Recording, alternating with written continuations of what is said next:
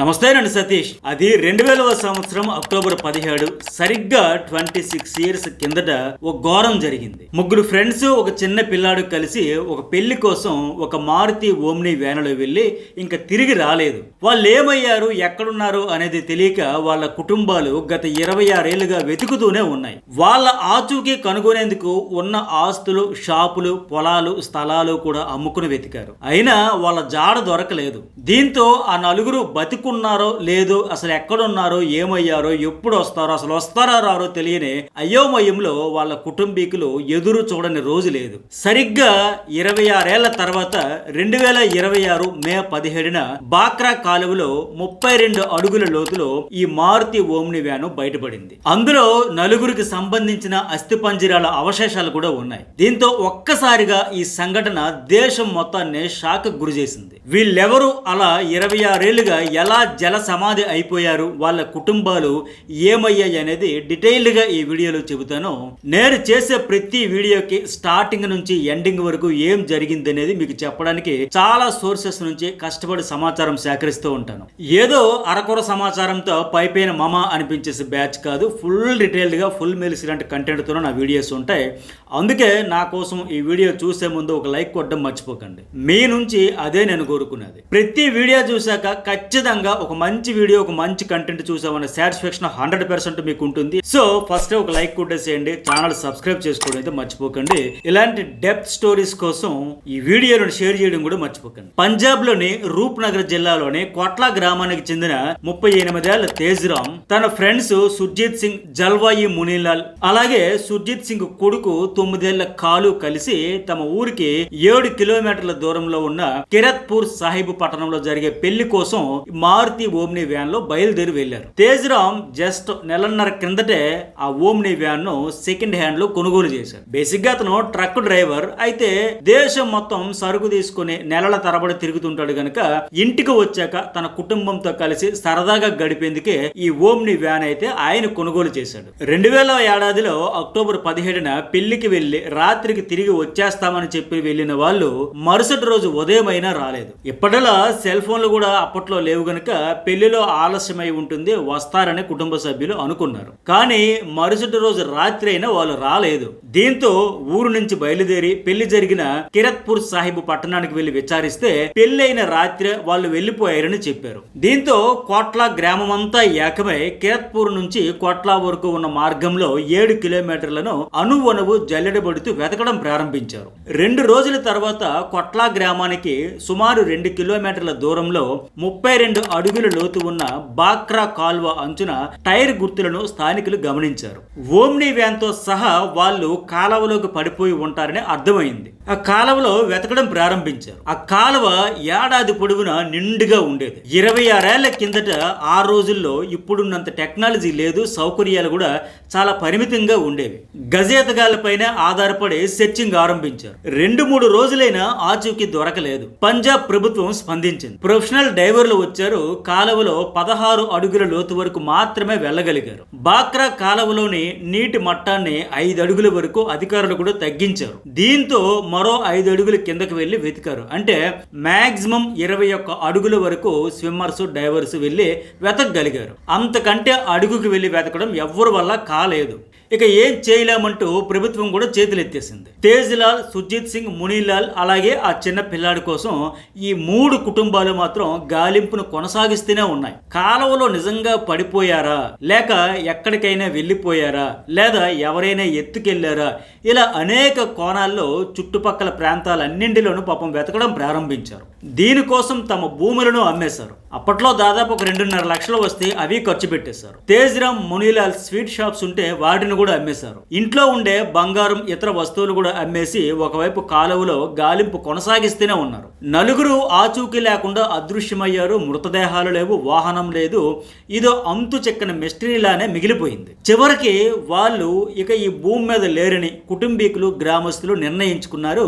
గ్రామస్తుల ఒత్తిడితో కర్మకాండలు కూడా నిర్వహించారు. ఒక ఏడాది తర్వాత అంటే 2001లో తేజ్రామ్ భార్య లఖ్బీర్ కౌర్ ఇరు కుటుంబాల అంగీకారంతో అతని తమ్ముడు గుర్నామ్ సింగ్ ను పెళ్లి చేసుకుంది. ఇలా చేసుకోవడం అనేది కొన్ని గ్రామీణ ప్రాంతాలలో కుటుంబాలలో వితంతువులకు పిల్లలకు మద్దతుగా ఉండే ఒక ఆచారం, వాళ్ళకు భరోసాగా ఉండాలని పెద్దల నిర్ణయంతో ఈ వివాహం జరిగింది. అయితే లక్బీర్కు అప్పటికే మొదటి భర్త తేజ్రామ్తో కలిసి 3 పిల్లలు ఉన్నారు, 2 కొడుకులు 1 కుమార్తె. పెద్ద కొడుకు భూపేందర్ ప్రస్తుతం రూప్ నగర్ లో కంప్యూటర్ కెఫే నడుపుతున్నాడు. రెండో కొడుకు పరంజిత్ సింగ్ ఇండియన్ ఆర్మీలో చేరాడు. అమ్మాయి మమతారాణికి వివాహం జరిగింది. మా నాన్న ఏనాటికైనా తిరిగి వస్తారని వాళ్ళ పిల్లలు, తమ పిల్లలు మళ్లీ వస్తారని వాళ్ళ తల్లిదండ్రులు ఇలా 2.5 దశాబ్దాలకు పైగా ఎదురు చూస్తూనే ఉన్నారు. వాళ్ళు ఏదో ఒక రోజు వస్తారనే ఆశ మాత్రం వదులుకోలేదు. అసలు వాళ్ళకి ఏమైంది అనే సమాచారమైనా తెలుసుకోవాలని తప్పిస్తూ ఉన్నారు. దాదాపు 26 సంవత్సరాల తర్వాత వాళ్ళ ఎదురు చూపులకు ఒక సమాధానం 6 నెలల క్రితం దొరికింది. Professional diver Kamal Preet Singh Saini social మీడియాలో ఒక వీడియో అప్లోడ్ చేశాడు. బాక్రా కాలువలో 32 అడుగుల లోతున ఒక తుప్పు పట్టిన ఓమ్ని వ్యాన్ ఉందంటూ దాని వీడియోను తీసి అప్లోడ్ చేశాడు. కాలువల నుండి మృతదేహాలను వాహనాలను వెలికి తీయడంలో ఈ professional diver Kamal Preet Singh Saini expert.